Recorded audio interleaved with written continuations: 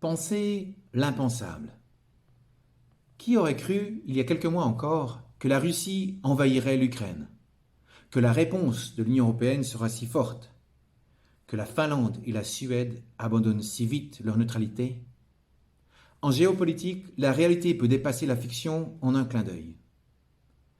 Si les projecteurs sont aujourd'hui tournés vers l'Europe de l'Est, il existe dans le monde d'autres foyers de tension. Ainsi, les relations entre la Chine et les États-Unis sont tendues depuis plusieurs années, sur un plan économique, sécuritaire et politique. Or, une escalade du conflit sino-américain aurait des conséquences massives pour la Suisse. Dans un tel conflit, il est fort probable que les États-Unis exigent des pays occidentaux de choisir leur camp et de soutenir leurs sanctions économiques contre l'Empire du Milieu.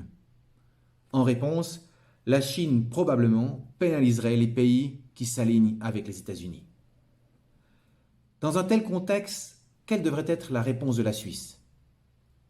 Dans sa nouvelle publication, Avenir Suisse esquisse 3 scénarios d'escalade possibles avec la Chine et les États-Unis et propose 3 réponses à ces situations. Dans le meilleur des cas, la Suisse pourrait adopter une approche pragmatique qui lui permette de maintenir ses relations commerciales avec les deux blocs.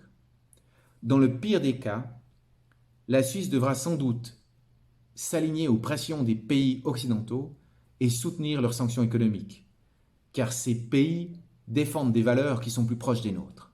Mais les conséquences économiques seraient lourdes.